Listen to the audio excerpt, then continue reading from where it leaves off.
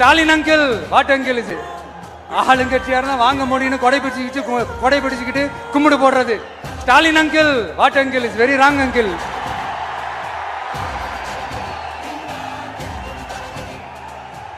ஒரு தவறு செய்தால், அதை தெரிந்து செய்தால், அவர் கபட நாடக மு.க. ஸ்டாலின் அங்கிளாகவே இருந்தாலும், அங்கிள் அங்கிள் உங்களுக்கு மனசாட்சின்னு ஒண்ணு இருந்துச்சுன்னா நாங்க கேட்கிற கேள்விகளுக்கு மட்டும் கொஞ்சம் பதில் சொல்லுங்க அங்கிள். ஐயோ ஐயோ ஐயோ, வெரி வெரி ஃபர்ஸ்ட் அங்கிள். நீங்க உண்மையை சொல்லுங்க.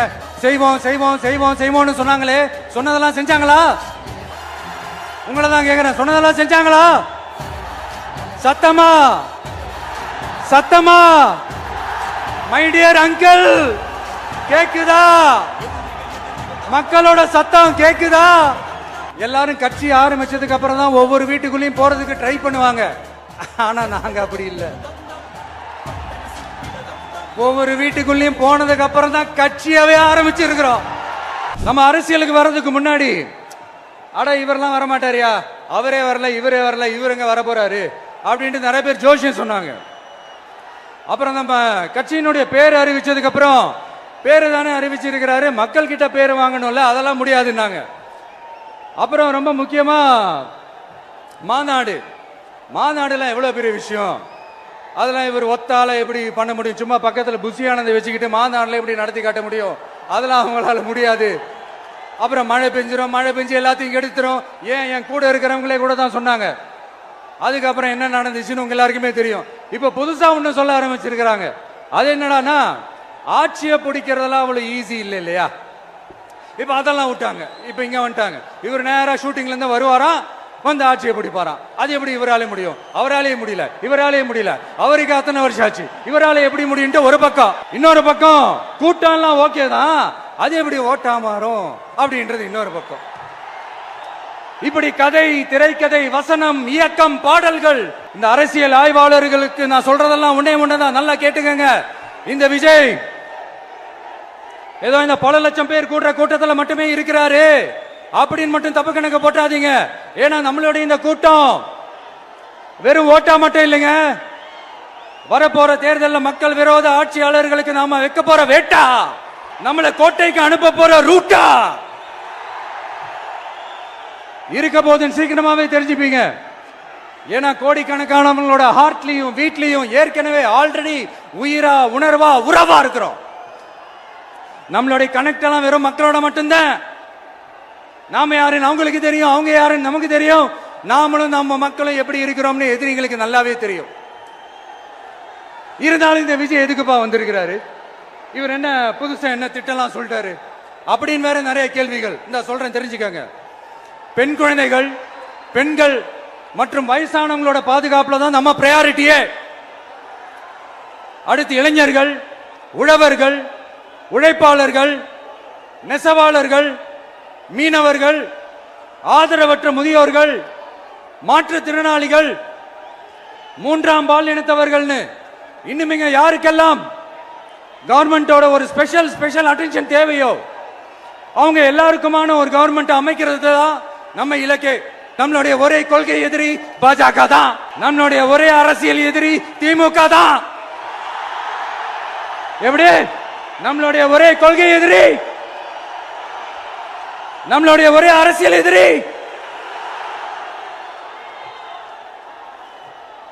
ஏதோ அண்டர் கிரவுண்ட் ஆதாயத்துக்காக டீல் போட்டுக்கிட்டு, டீல் பேசிக்கிட்டு, இந்த அலையன்ஸ் வச்சுக்கிட்டு இந்த ஊரை ஏமாத்துற கட்சி எல்லாம் நம்ம டிவிக்கே கிடையாதுங்க. யாருக்காகவும் எதுக்காகவும் எந்த பயமும் கிடையாது.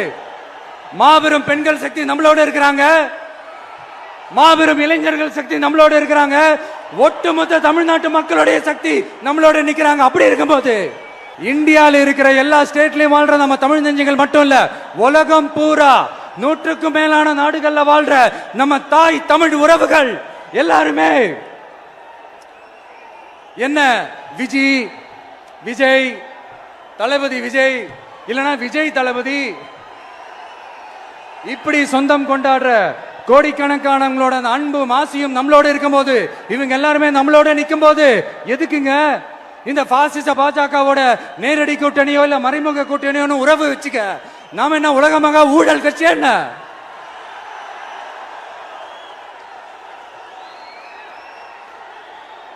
நம்மளை பத்தி சின்னதா ஒரு உண்மை ஒண்ணு சொல்லலாமா?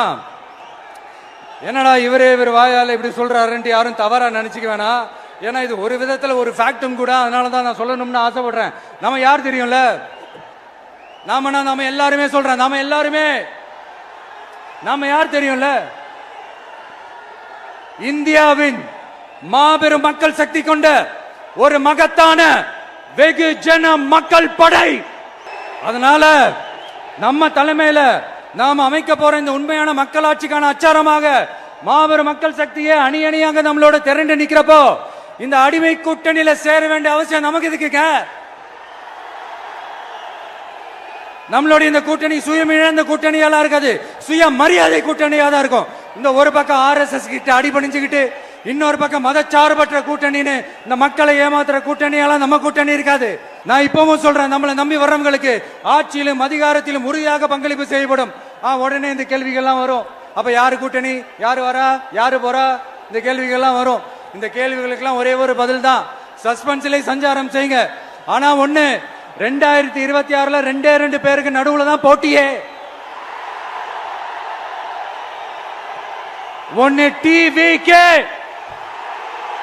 இன்னொன்னு DMK.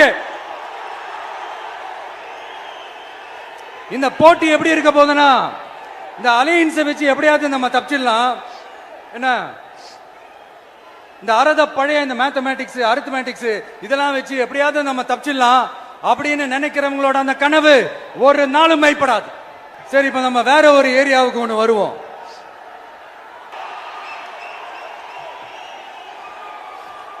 மக்கள் அரசியல் என்ற அந்த சவுக்க கையில் எடுக்கலாமா? யாருக்கு எதிரான தானே கேக்குறீங்க? வேற யாரு? மறைமுக உறவுக்காரர்களான பாசிச பாஜகவும் பாய்சன் திமுகவும் தான். மாண்புமிகு பிரதமர் நரேந்திர மோடிஜி அவர்களே 3வது முறையா ஒன்றியத்தோட ஆட்சி அதிகாரத்தை நீங்க தானே கையில் வச்சிருக்கிறீங்க. இல்ல, நாங்க தெரியாம தான் கேட்கிறோம். நீங்க ஆட்சிக்கு வந்தது ஒட்டுமொத்த மக்களுக்கும் நல்லது செய்யவா, இல்ல நம்மளுடைய இந்த இஸ்லாமிய நண்பர்களுக்கும் இஸ்லாமிய தோழர்களுக்கும் எதிராக சதி செய்யவா? மக்களுக்கு உங்ககிட்ட கேட்கறதுக்குன்னு ஏராளமான கேள்விகள் இருக்குது. அதனால அவங்க சார்பா, அவங்கள ஒருத்தனா, அவங்களோட ஒரு உண்மையான ஒரு பிரதிநிதியா உங்ககிட்ட சில கேள்விகள் கேட்கணும். மிஸ்டர் பிரைம் மினிஸ்டர் அவர்களே, நம்ம தமிழ்நாட்டு மீனவர்கள் கிட்டத்தட்ட ஒரு 800 பேருக்கு மேல இலங்கை கடற்படையால தாக்கி அழிக்கப்பட்டிருக்கிறாங்க. அதை கண்டிக்கிறதுக்காக உங்களை பெருசா எதுவும் செய்ய சொல்லல, சின்னதா ஒண்ணு மட்டும் செஞ்சு கொடுங்க. இனிமேலாச்சும் எங்களுடைய மீனவர்கள் பாதுகாப்பா இருக்கிறதுக்காக இந்த கச்சத்தீவை இலங்கை கிட்ட இருந்து மீட்டு கொடுத்துருங்க, அது போதும். உங்களுடைய இந்த முரட்டு பிடிவாதத்தால நீங்க நடத்துற இந்த நீட்டு தேர்வு, அதனால இங்க என்னென்ன நடக்குதுன்னு சொல்றதுக்கே மனசு வலிக்குது. அதனால அந்த நீட்டு தேர்வு தேவையில்லைன்னு அறிவிச்சிருங்க, அது போதும். செய்வீர்களா திரு நரேந்திரபாய் தாமோதர் மோடிஜி அவர்களே? எங்களுக்கு என்னென்ன தேவையோ, என்னென்ன நல்லதோ அதெல்லாம் செய்ய மாட்டேங்கிறீங்க. ஆனா ஆட்சி அதிகாரத்தை மட்டும் கையில வச்சுக்கிட்டு மக்களை ஏமாத்த நேரடியாக ஒரு பாசிச பாஜக அடிமை கூட்டணி ஒண்ணு. அடுத்து உங்களோட இந்த மைனாரிட்டி ஆட்சியை ஓட்டுறதுக்காக மறைமுகமாக RSS அடிமை குடும்பம்னு இன்னொரு கூட்டணி. இப்படி மக்கள் சக்தியே இல்லாத இந்த ஊழல் கட்சிகளை மிரட்டி அடிபணிய வச்சு 2029 வரைக்கும் சொகுசு பயணம் போயிடலாம்னு திட்டம் தீட்டி வச்சிருக்கிறீங்க. அதானே ஜி? என்ன ஜி? ஒண்ணு மட்டும் சொல்றேன், தெரிஞ்சுக்கங்க. என்னதான் நீங்க இந்த நேரடி மறைமுக கூட்டணி குட்டிகரணம் போட்டாலும் தாமரை இலையில தண்ணியே ஒட்டாது. தமிழக மக்கள் மட்டும் எப்படி ஒட்டுவாங்க?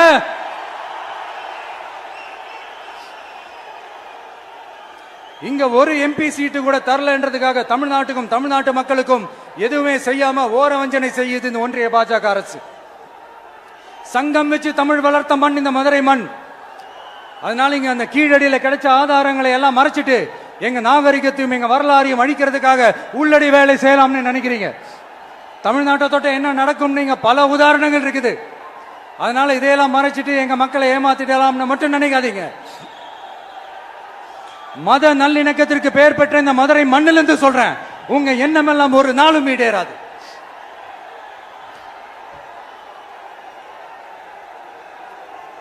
எம்ஜிஆர்னா யார் தெரியும்ல, அவர் மாஸ்னா என்னன்னு தெரியும்ல. அவர் உயிரோடு இருக்கிற வரைக்கும் அந்த சிஎம் சீட்டை பத்தி ஒருத்தராலையும் நினைச்சு கூட பார்க்க முடியல, கனவு கூட காண முடியல. எப்படியாவது அந்த சிஎம் சீட்டை என்கிட்ட கொடுத்துருங்க, என் நண்பர் எம்ஜிஆர் திரும்ப வந்ததுக்கு அப்புறம் நான் திருப்பி கொடுத்துறேன்னு தன்னோட எதிரியை கூட மக்கள் கிட்ட கெஞ்ச வச்சவர் எம்ஜிஆர். எப்படி கெஞ்ச வச்சவர். ஆனா இப்போ அவர் ஆரம்பிச்ச அந்த கட்சியை, எம்ஜிஆர் அவர்கள் ஆரம்பிச்ச அந்த கட்சியை கட்டி காக்கிறது யாரு? இன்னைக்கு அந்த கட்சி எப்படி இருக்குது அத நான் சொல்லிதான் உங்களுக்கு தெரியணுமா? அப்பாவி தொண்டர்கள் அதை வெளியில சொல்ல முடியாம வேதனையில தவிக்கிறாங்க. 2026 சட்டமன்ற தேர்தலில் யாருக்கு ஓட்டு போடணும், எப்படிப்பட்ட ஆட்சி இங்க அமையணும்னு அந்த அப்பழுக்கற்ற அந்த தொண்டர்களுக்கும் ரொம்ப நல்லாவே தெரியும். அதனால என்ன வேஷம் போட்டுக்கிட்டு பாஜக இங்க தமிழ்நாட்டுக்குள்ள வந்தாலும் அவங்க வித்தை எல்லாம் இங்க வேலைக்கே ஆகாது. இப்படி பொருந்தா கூட்டணியா இந்த பாஜக கூட்டணி இருக்கிறதுனால இப்ப ஆட்சியில இருக்கிற இந்த வெற்றி விளம்பர மாடல் திமுக என்ன செய்யுதுன்னு தெரியும்ல. பாஜகவோட உள்ளுக்குள்ள ஒரு உறவை ஒண்ணு வச்சுக்கிட்டு வெளியில எதிர்க்கிற மாதிரி ஒரு டிராமா ஒண்ணு பண்ணிக்கிட்டு, எதிர்கட்சியா இருந்தா போங்க மோடின்னு பலூன் விடுறது, ஆளுங்கட்சியா இருந்தா வாங்க மோடின்னு கொடை பிடிச்சுக்கிட்டு கும்பிடு போடுறது. இது மட்டுமா? ஒரு ரைடுன்னு ஒன்று வந்துட்டா போதும், இது வரைக்கும் போகவே போகாத ஒரு மீட்டிங், அதை காரணம் காட்டி டெல்லிக்கு போறது, அங்க ஒரு சீக்கிரட் மீட்டிங் நடத்துறது. நல்லா நோட் பண்ணணும் மக்களே, அந்த மீட்டிங் அப்புறம் இந்த இஷ்யூ அப்படியே காணாம போயிருக்குமே. அதேதான் Stalin uncle, what uncle is very wrong uncle.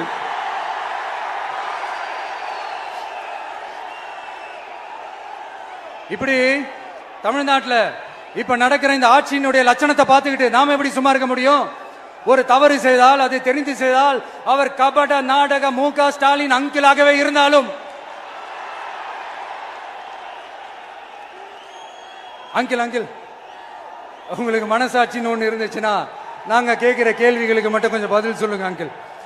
நீங்க நடத்துற இந்த ஆட்சியில நேர்மை இருக்கா, நியாயம் இருக்கா, ஊழல் இல்லாம இருக்கா, சட்டம் ஒழுங்கு சரியா இருக்கா, பெண்களுக்கு பாதுகாப்பு இருக்கா, பொதுமக்களுக்கு பாதுகாப்பு இருக்கா, இயற்கை வளங்களுக்கு பாதுகாப்பு இருக்கா? சொல்லுங்க மை டியர் அங்கிள், சொல்லுங்க.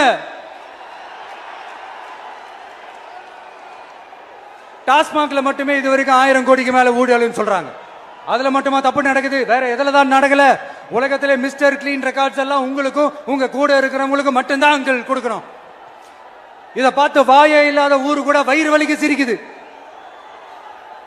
பெண்களுக்கு 1000 ரூபாய் கொடுத்துட்டீங்கன்னா போதுமா அங்கிள்? அப்படியே அது மூடி மறைச்சிடலான்னு பாக்குறீங்களா? படிக்கிற இடத்துல, வேலைக்கு போற இடத்துல, வெளியில போற இடத்துலன்னு அவங்களுக்கு பாதுகாப்பே இல்லைன்னு ஒட்டுமொத்த பெண்களும் கதறாங்க. அந்த கதறல் சத்தம் ஏதாவது உங்க காதுல கேக்குதா அங்கிள்? இதுல வேற உங்க அப்பான்னு கூப்பிடுறாங்கன்னு வேற சொல்றீங்க. What is this uncle? Is very very wrong uncle, is very very wrong. பெண்களுக்கு மட்டுமா பொய் வாக்குறுதி கொடுத்து ஏமாத்துறீங்க?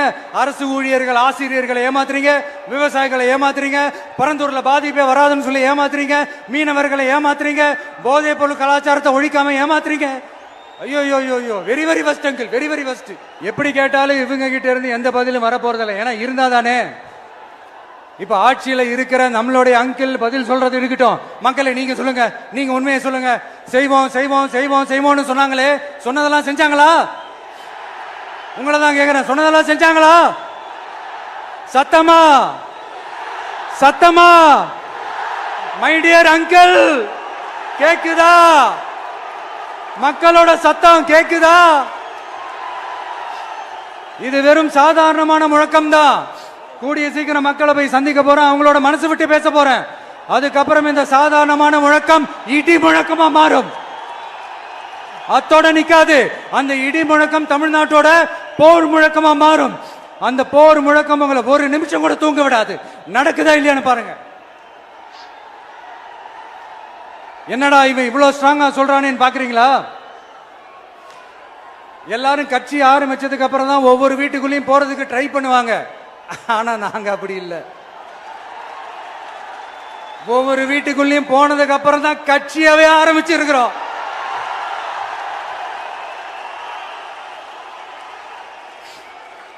அதனால ஒட்டுமொத்தமா எல்லாருமா சேர்ந்து இந்த திமுக ஆட்சிய கபட நாடக திமுக ஆட்சிய 2026 தேர்தலில் வீட்டுக்கு அனுப்புறோம். வீட்டுக்கு அனுப்புறோம். என்ன நண்பா, சரிதானே? என்ன நம்பி செய்வீர்கள் தானே?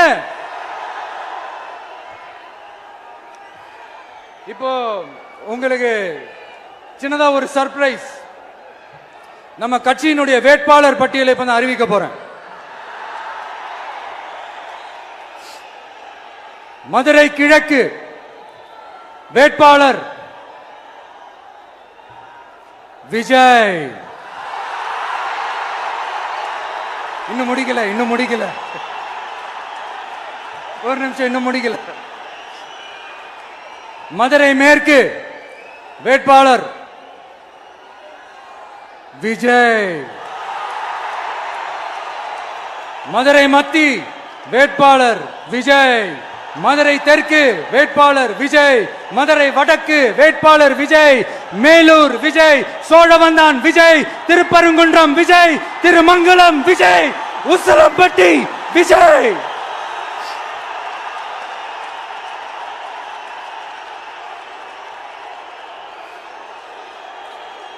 என்னடா எல்லா தொகுதியிலையும் ஒரே வேட்பாளர்னு பாக்குறீங்களா? 234 தொகுதியிலையும் இந்த விஜய் தான். அதாவது உங்க விஜய் தான் உங்க சின்னம். இன்னும் சிம்பிளா சொல்லணும்னா உங்க வீட்டில் இருக்கிற ஒருத்தர் தான் வேட்பாளரா நிக்க போறாங்க. அந்த வேட்பாளரும் நானும் வேறு வேறு இல்லை. நீங்க அவருக்கு ஓட்டு போட்டீங்கன்னா எனக்கு ஓட்டு போட்ட மாதிரி. இந்த முகத்துக்காக நீங்க ஓட்டு போட்டீங்கன்னா உங்க வீட்டில் இருக்கிற உங்களுடைய வேட்பாளர் ஜெயிச்ச மாதிரி. என்னடா இவர் ஏதோ ஓவரா சொல்றாருன்னு நினைக்க வேணாம். பிராக்டிக்கலா அப்படிதான் இருக்கும், அப்படிதான் இருக்கணும். நீங்களும் அப்படிதான் நினைப்பீங்கன்னு நான் நம்புறேன். ஏன்னா இது நம்மளை விட நம்ம எதிரிங்களுக்கு இன்னும் நல்லாவே தெரியும். அதனால எல்லா இந்த அதிகார பலம் எல்லாத்தையும் தூக்கிட்டு வந்துருவாங்க. வரட்டும், பாத்துக்கலாம். TVK will take it, TVK will meet it, TVK will compete with it and TVK will conquer it. TVK will conquer it.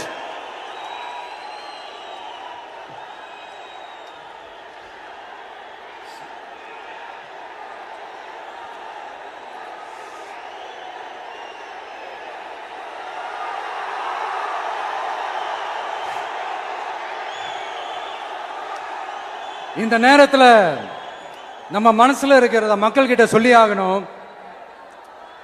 Thoothukudi ஸ்னோலினோட அம்மா என்ன அவங்களோட தம்பி, இன்னும் அவங்க பொண்ணுக்கு நான் தாய் மாமன்னு சொன்னாங்க. அந்த அக்காவோட குழந்தைக்கு மட்டும் இல்லைங்க, என்ன அண்ணனா தம்பியா நினைக்கிற தமிழ்நாட்டில் இருக்கிற என்னோட எல்லா சகோதரிகளின் குழந்தைகளுக்கும் நான் இன்னைக்கு மட்டும் இல்ல, என்னைக்குமே ஒரு தாய் மாமனா தான் இருப்பேன். நீங்க எல்லாரும் என்னுடைய ரத்த உறவு, கூட பிறந்த பொறுப்பு.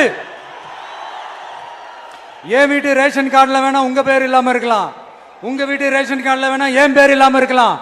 ஆனா நாம் எல்லாரும் ஒண்ணுதான், உறவுதான். நமக்கு இடையே எந்த அரசியலும் உள்ள நுழையவே முடியாது. என்கிட்ட இருந்து உங்களையும் உங்ககிட்ட இருந்து என்னையும் எந்த சக்தியாலும் பிரிக்கவே முடியாது. அப்புறம் நான் ஒன்னும் இந்த மார்க்கெட் போனதுக்கு அப்புறம் ரிட்டையர் ஆனதுக்கு அப்புறம் அடைக்கலம் தேடி அரசியலுக்கு வரல, படைக்கலனோட வந்திருக்கிறோம். பவர்ஃபுல் போர்ஸோட, மாபெரும் படை வரிசையோட, எல்லாத்துக்கும் தயாராகி தான் வந்திருக்கிறோம். இவ்வளவு தயாரா நாம அரசியலுக்கு வர்றதுக்கு ரொம்ப ரொம்ப முக்கிய காரணம் ஒண்ணு இருக்கு. அது என்ன தெரியுமா? நன்றி கடன், நன்றி கடன், நன்றி கடன். கிட்டத்தட்ட ஒரு 30 வருஷத்துக்கு மேல நீங்க தான், நம்ம மக்கள் தான் என் கூட நிக்கிறீங்க, எனக்காக நிக்கிறீங்க, என்ன தாங்கி பிடிக்கிறீங்க, மனசுல ஏந்தி பிடிக்கிறீங்க, தாய் அன்போட மடியில ஏந்திக்கிறீங்க. உண்மையை சொல்லணும்னா வேற யாரை விடவும் எனக்கு இந்த அன்பையும் ஆதரவையும் கொடுத்திருக்கிறீங்க. என் மேல உயிரையே வச்சிருக்கிறீங்க. என்ன உங்க வீட்டுல ஒருத்தனாவே ஆக்கிட்டீங்க. நீங்க எனக்கு கடவுள் கொடுத்த வரம்.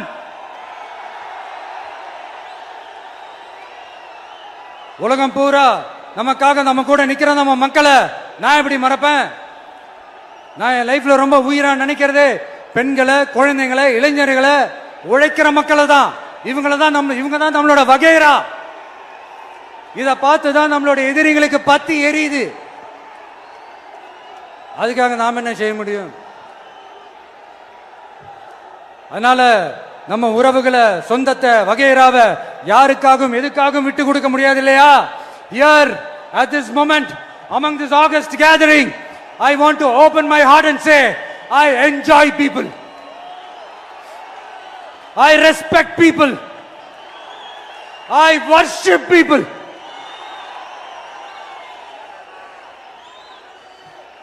சரிப்பா, இவ்வளவு செஞ்ச நம்ம மக்களுக்கு நன்றி கடனா உன்னால முழுமையா செலுத்த முடியுமான்னு கேட்டா சத்தியமா சொல்றேன், என்னால முடியாதுதான். இன்னும் எத்தனை ஜென்மம் எடுத்தாலும் அந்த நன்றி கடனை என்னால தீர்க்கவே முடியாது. அப்புறம் என்ன மானாவுக்கடா நீ வந்திருக்க அதானே கேக்குறீங்க? மைண்ட் வாய்ஸ் கேட்ட மாதிரி இருந்தது. வாழ்நாள் முழுக்க நம்ம மக்களுக்காக ஆதரவா துணையா நிக்கிறத தவிர, அவங்களுக்காக உழைக்கிறத தவிர எனக்கு வேற எந்த எண்ணமும் இல்ல. எனக்கு இப்ப வேற வேலையும் இல்லை. இனிமே எனக்கு இதுதான் என் வேலையே. என் கடன் இனி என் மக்களுக்கு பணி செய்து கிடப்பதே. இப்படியா ஹார்ட் டு ஹார்ட் யதார்த்தமா பேசிய பழகிட்டோம்.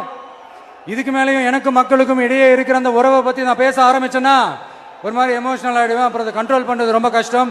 அதனால என்ன மனசார நேசிக்கிற நம்ம மக்களுக்கு ஒன்னே ஒண்ணு சொல்றேன். இந்த விஜய் உங்க விஜய், உங்களுக்கான விஜய், உங்களுக்காக மட்டுமே இருக்கிற விஜய்.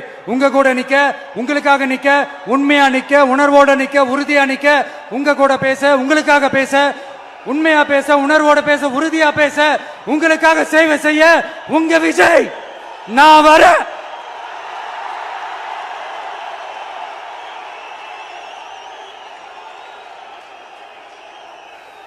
சொல்லல முக்கியம், செயல் செயல் செயல் தான் முக்கியம். செய்கை தான் சும்மா சிறப்பா இருக்கணும். நான் ஆட்சிக்கு வந்தேன்னா சும்மா அது செய்வேன், இது செய்வேன், நல்லது செய்வேன், உருட்டுவேன், புரட்டுவேன், அதெல்லாம் கிடையாது. செய்யறதுக்கு, நல்லது செய்யறதுக்கு, நல்லது செய்யறதுக்கு மட்டும்தான் இந்த விஜய். அப்புறம் ஒரு அரசியல் தலைவன் அவன் சினிமாக்காரனா, நல்லவனா, கெட்டவனா, இதெல்லாம் தாண்டி அவன் உண்மையானவனா, அதுதான் ரொம்ப ரொம்ப முக்கியம். இது சம்பந்தமா ஒரு குட்டி கதை ஒண்ணு சொல்றேன். ஒரு நாட்டுல ஒரு ராஜா தனக்கு பக்கபலமா இருக்கிறதுக்காக, கூட துணையா இருக்கிறதுக்காக ஒரு தளபதியை தேடுறாரு. சரியான தகுதிகளோட ஒரு 10 பேர் செலக்ட் ஆகுறாங்க. ஆனா அதுல ஒருத்தர் மட்டும் தான் செலக்ட் பண்ணணும். அதனால அந்த ராஜா என்ன பண்றாருன்னா ஒரு டெஸ்ட் வைக்கிறாரு.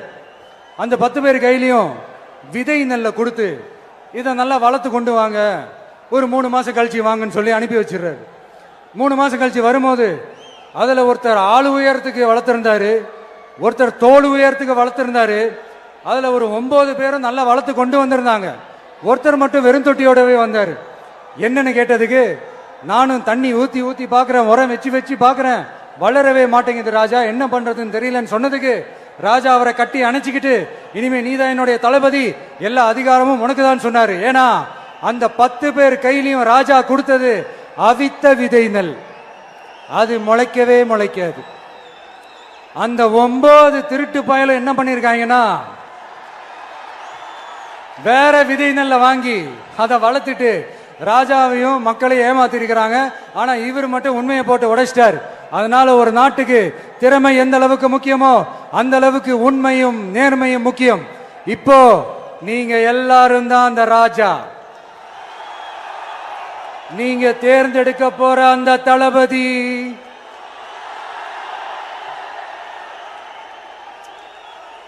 சும்மா சினிமாக்காரன் சினிமாக்காரன் சினிமாக்காரன். அம்பேத்கர் அவர்களை தோக்கடிச்சது சினிமாக்காரன் இல்ல, அரசியல்வாதி. காமராஜர் அவர்களை தோக்கடிச்சது, இங்க விருதுநகர் பகுதியில் தோக்கடிச்சது சினிமாக்காரன் இல்ல, இன்னொரு அரசியல்வாதி.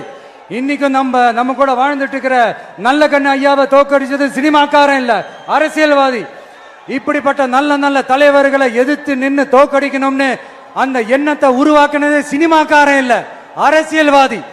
அதனால எல்லா அரசியல்வாதியும் அறிவாளியும் கிடையாது, எல்லா சினிமாக்காரனும் முட்டாளும் கிடையாது. சிங்கம் ஒரு சிங்கம் எப்போ எதுலயும் பெக்யூலியர் தான். ஒரு முறை சிங்கம் கர்ஜிச்சதுன்னா அந்த சவுண்ட்ல ஒரு 8 கிலோமீட்டருக்கு சும்மா அதிரும், எல்லா திசைகளும் அதிரும். அப்படிப்பட்ட அந்த சிங்கம் வேட்டைக்கு மட்டும்தான் வெளியில வரும், வேடிக்கை பார்க்கறதுக்கெல்லாம் வெளியில வராது. வேட்டையில கூட உயிரோடு இருக்கிற மிருகங்களை தான் வேட்டையாடும். அதுலயும் பெரும்பாலும் தன்னை விட பெரிய சைஸ் உள்ள மிருகங்களை தான் குறி வச்சு தாக்கும், ஜெயிக்கும். எவ்வளவு பசியில் இருந்தாலும் உயிர் இல்லாததை, கெட்டு போனதை தொட்டு கூட பார்க்காது. அப்படிப்பட்ட அந்த சிங்கம் அவ்வளவு ஈஸியா எதையும் தொடாது, தொட்டா விடாது. காட்டோட 4 பக்கமும் மார்க்கிங் மை டெரிட்டரின்னு தன்னுடைய பவுண்டரியை தானே வகுக்கும். அப்படிதான் அந்த காட்டையே தன்னோட கண்ட்ரோல்ல வச்சிருக்கும். சிங்கத்துக்கு கூட்டத்தோட இருக்கிறதுக்கும் தெரியும், தனியா இருக்கிறதுக்கும் தெரியும். அப்படியே தனியா வரணும்னு நினைச்சாலும் அஞ்சாம அலட்டிக்காம சும்மா கெத்தா தனியா வந்து அத்தனை பேருக்கும் தண்ணி காட்டும். எப்போ எதிலையும் தன்னோட தனித்தன்மை இழக்கவே இழக்காது. Yes, a lion is always a lion.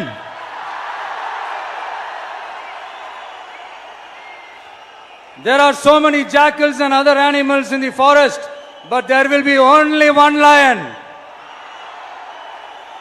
And even if it is single, it will be the king of jungle. It is not only a description but also a clear declaration. சிங்கத்தை பத்தி பேசிட்டு நம்ம சிங்க குட்டிகளையும் சிங்க பெண்களையும் பத்தி நம்ம பேசாம இருக்க முடியுமா? அவங்கள எப்படி நான் மறப்பேன்? அவங்க தான் என்னுடைய உயிராச்சே, என் நெஞ்சில் குடியிருக்கும்.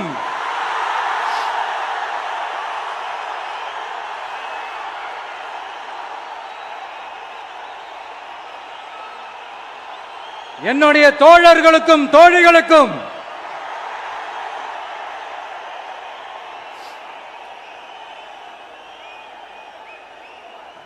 நேர்ல வர முடியாத சூழல்ல வீட்டில இருந்துகிட்டே நம்மளுடைய இந்த மாநாட்டுல நேரலை வாயிலாக கலந்துகிட்டு இருக்கிற என்னுடைய அம்மாக்கள், அக்கா தங்கைகள், அண்ணன் தம்பிகள், நண்பர்கள் அனைவருக்கும் என்னோட உயிர் வணக்கம். என்னோட உயிர் வணக்கம், என்னோட உயிர் வணக்கம்.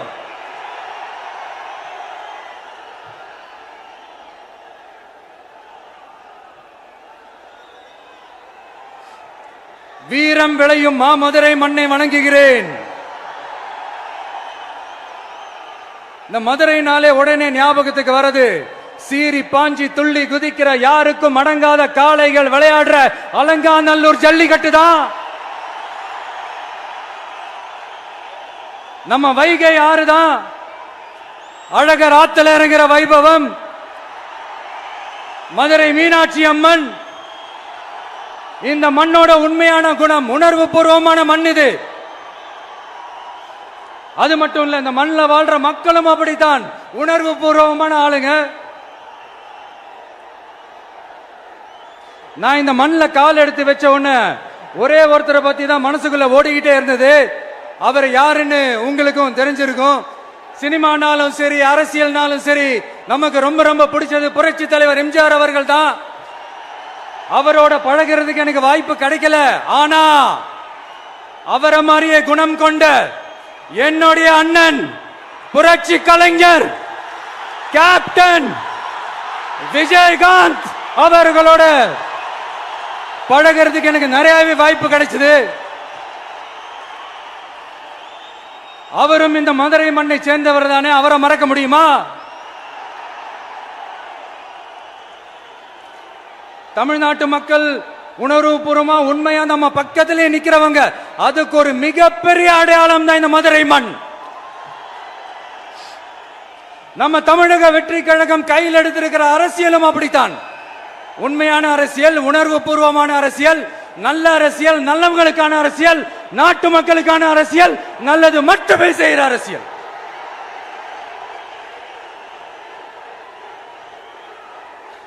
இதோ நம்மளுடைய இந்த இரண்டாவது மாநில மாநாடு வாகை சூடும் வரலாறு திரும்புகிறது.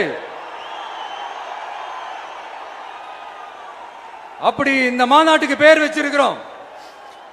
1967லயும் 1977லயும் நம்ம தமிழக அரசியல் ஒரு மிகப்பெரிய ஆட்சி அதிகார மாற்றங்கள் ஒண்ணு நடந்துச்சு இல்லையா?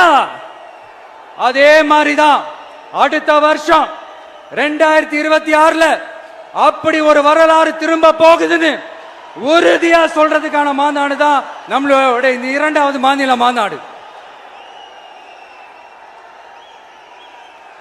விக்கிரவாண்டி விசாலையில் நம்மளுடைய ஃபர்ஸ்ட் மாநாடு நடத்தணும், வெற்றி கொள்கை திருவிழா. அதுக்கப்புறமே நீங்க பார்த்திருப்பீங்க தமிழக அரசியல் அந்த தட்ப வெப்பத்தையே மாத்தினுச்சு. நமக்கு எதிராக எத்தனை குரல்கள். ஆனா உங்களுக்கு தான் நம்மளை பத்தி நல்லா தெரியுமே, எந்த குரலையும் காதலையே போட்டுக்காம மக்களோட குரலை மட்டுமே கேட்டுக்கிட்டு நமக்கு எதிராக வர அத்தனை கூக்குரல்களையும் சின்னதா ஒரு சிரிப்போடவே கடந்து வந்திருக்கிறோம். அது இல்லாம நம்ம மாநாட்டில் ஒலிக்கிற இந்த குரல் இந்த ஒற்றை தமிழ் மகனோட குரல் மட்டுமல்ல, ஒட்டுமொத்த தமிழ்நாட்டு மக்களுடைய குரல். தமிழ்நாட்டில் இருக்கிற ஒவ்வொரு வீட்டில இருந்தும் ஒலிக்கிற குரல், ஒட்டுமொத்த உலகெங்கும் வாழும் ஒவ்வொரு தமிழ் வீட்டிலிருந்தும் எழும் குரல். இந்த சினிமா என்கிற மாபெரும் கலை ஆயுதத்தின் வாயிலாக சாதி, மதம், இனம், பாலினம், மொழி கடந்து இந்த நாட்டின் மூளை முடுக்கெங்கும் ரசிகர்களாக இருந்து தோழர்களாக நம்மோடு பயணிக்க துவங்கியுள்ள அனைவரோடும் இணைந்த ஒவ்வொரு மனிதருக்காகவும் ஒலிக்கிற உரிமை குரல். மாநில உரிமைக்காக, பெண் உரிமைக்காக, சமூக நீதிக்காக, சமநீதிக்காக, மதச்சார்பின்மைக்காக உண்மையா ஒலிக்கிற குரல். அதனால் இந்த குரலுக்கு எதிராக இன்னும் இன்னும் எத்தனை எத்தனை குரல்கள் வந்தாலும் ஓங்கி ஒலிக்குமே தவிர ஒரு நாளும் ஓயவே ஓயாது. Yes, it is an unstoppable voice, an unstoppable force. கான்பிடென்டா இருங்க, நல்லதே நடக்கும், வெற்றி நிச்சயம். மீண்டும் சந்திக்கும் வரை நன்றி, வணக்கம்.